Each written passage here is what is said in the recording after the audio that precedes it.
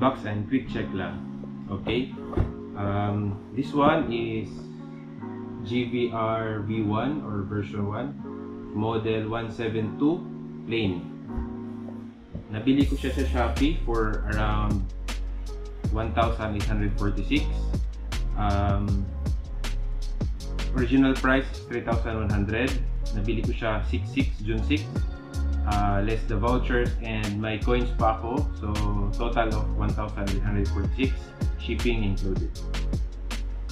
Okay. From the box, actually nabuksan ko na siya for checking. From the box ay may kasamang iridium lens. Okay. Extra iridium lens. Color silver. Check natin.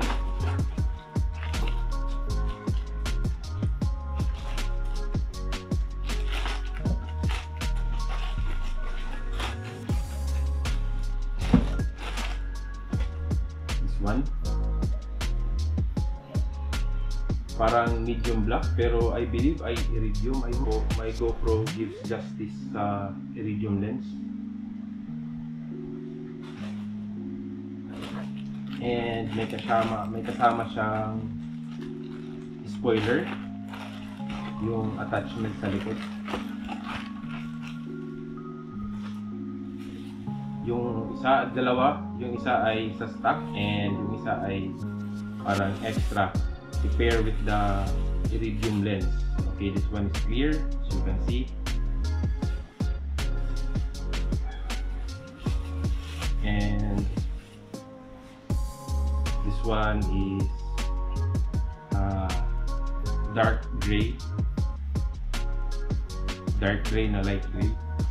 Siguro to pair with this one. Silver iridium po.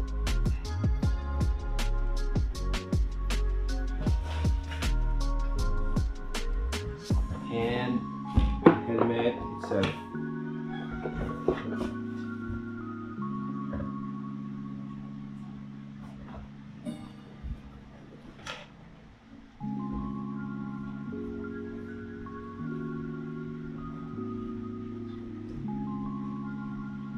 Dust bag included pala.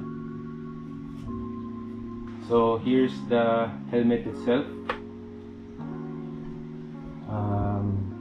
Geely GVR V1 172 kulay white na glossy.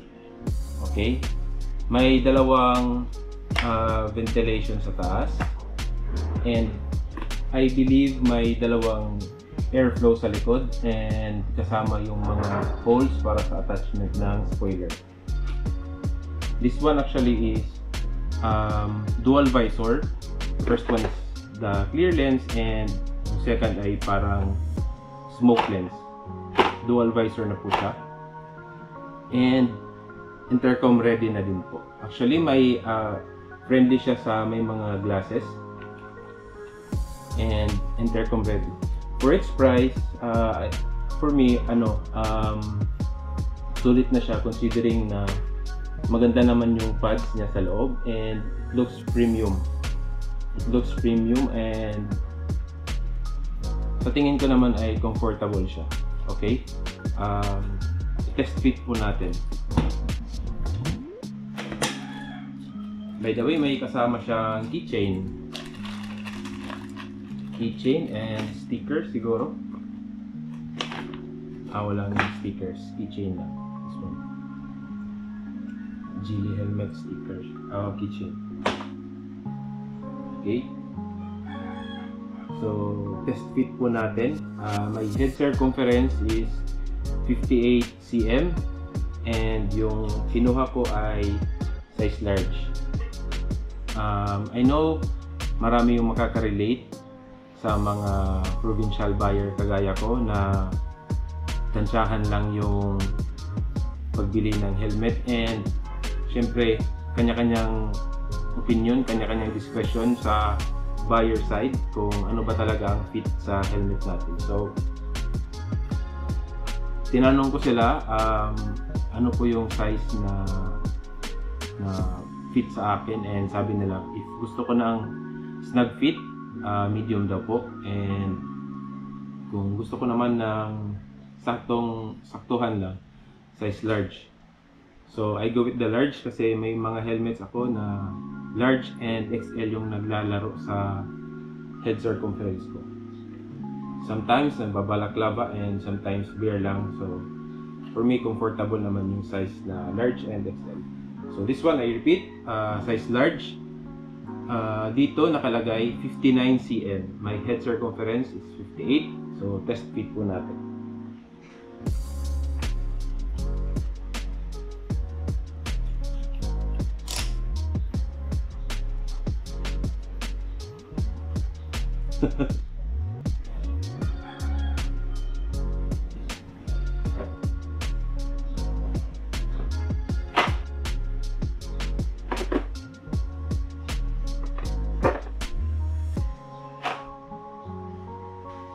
So for me, sakto lang naman.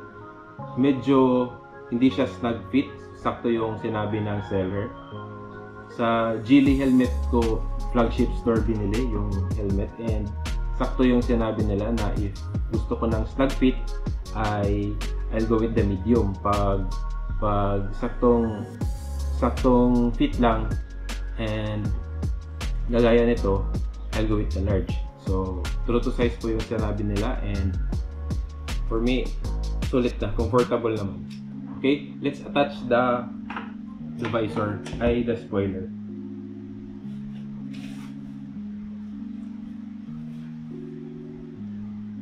Ito yung ilalagay ko kasi papalitan ko yung clear lens ng iridium. May mga butas dito, i-attach nyo lang. As you can see, 2, 3, and 4, 5. Attach nyo lang yung mga pins.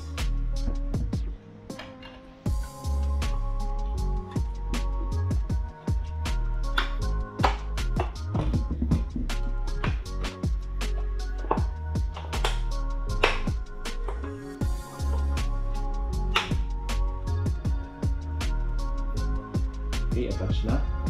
Palitan natin yung clear lens. Yung pagpalit parang same lang naman sa ibang helmets.